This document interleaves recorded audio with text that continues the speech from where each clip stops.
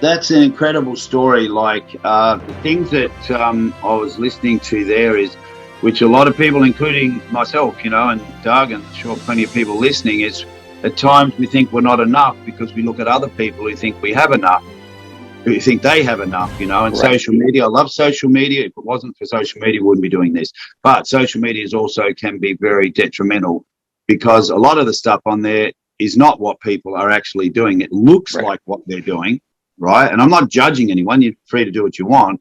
But people who feel they haven't got enough will see that and make it like, oh my God, why haven't I got that? And then it might lead to, well, Yeah. oh, well, it doesn't matter. I might have a drink or go with my friends. And like you said, the addiction just goes. Now, I felt very much the same, how I ended up being a coach and a mentor, not being good with money and addictions, or whatever it may have been, and wanting to be in my earlier years, envisioning myself at high school riding motorbikes, being in clubs and being a tough guy and stand. I did all that. I did it all. I did the clubs. I wasn't a member, but I was with clubs for 35 years, not knocking those guys because a lot of them are still my friends. Some choose what they do. There's good and bad in all areas. And drugs and dealing drugs, shifting drugs around Australia, people getting knocked off, that I knew and disappeared and all that stuff.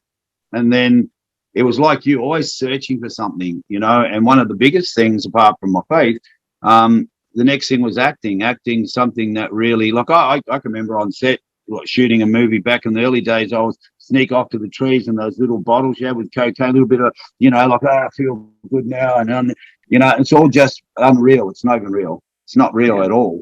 And eventually I loved my acting. I was having trouble with dealing with my anger and broken relationships.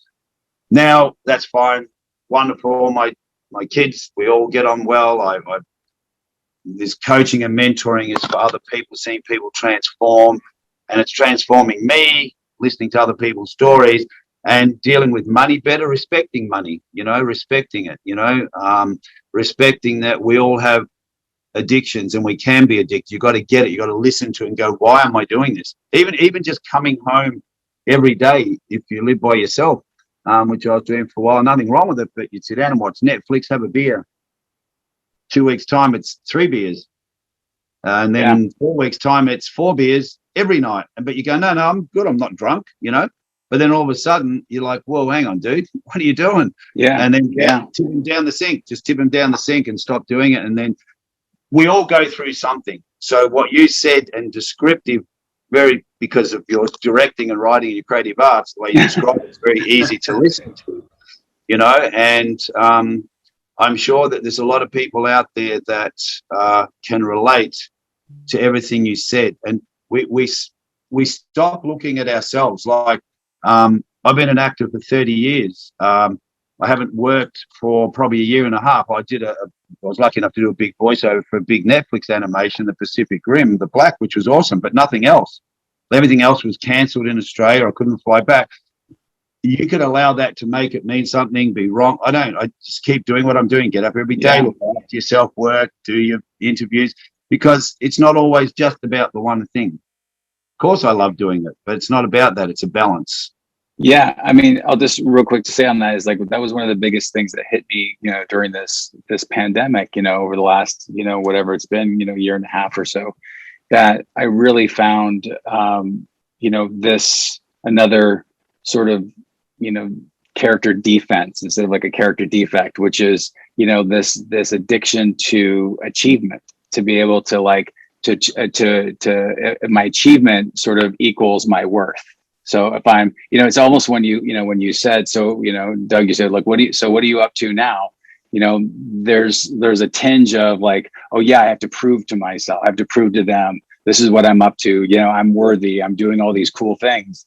And so when the world was shutting down, there wasn't anything for me to talk about. There wasn't any hustle for me to do this, because it was just like, oh wow, I have to just be present in the moment. And I have a son who's, almost 3.5 years old. And, to see how quickly, I want to just detach. I just want to disconnect. I want to it has nothing to do with him. It's just a lot to be present, to be in the moment and not try to be distracted by my phone, by checking emails, by trying to hustle, by, you know, TV and all those kind of things, all those distractions and social media, as you said. It's like all those things are just a way for me not to be present and be in the moment. And it's really hard. Like, Yep. it is so hard to have that mindfulness, to just be here, you know, and know I'm enough without achieving anything, without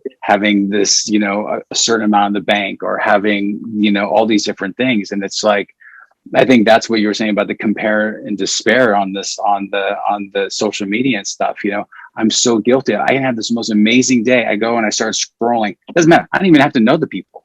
Matter of fact, if I don't know them, that's even better. You know, that's even scarier for me. It's like, I don't even know this person. I have no idea what their journey is. And I'm like, look what they've got. Look at all this amazing stuff that they have. And it's like, I have no idea like what it took to get there, what their journey is. And guess what? It's none of my business.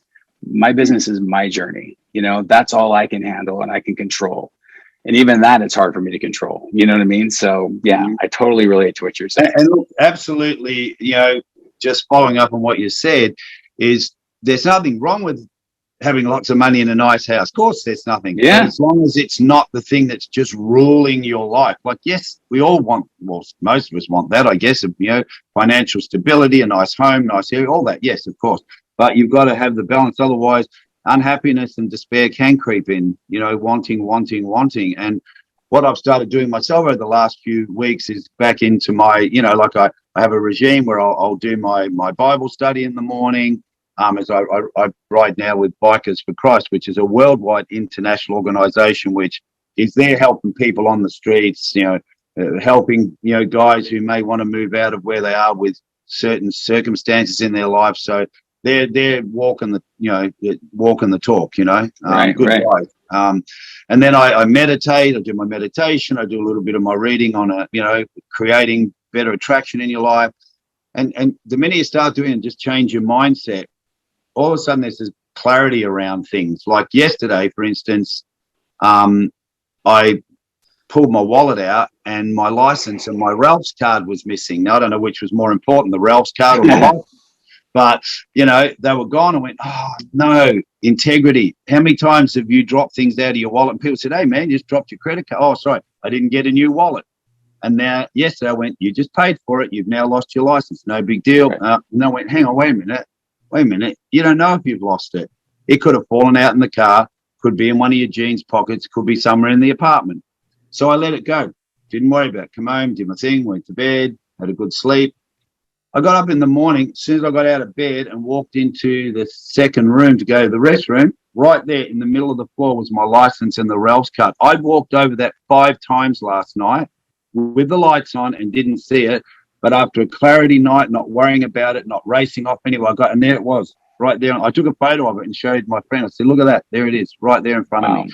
That's a good analogy for life. Everything is in front of us, but sometimes we bypass it and miss it. We miss opportunities. We miss someone who we could have been a friend to or their help, whatever. There's always opportunities right there in front of us.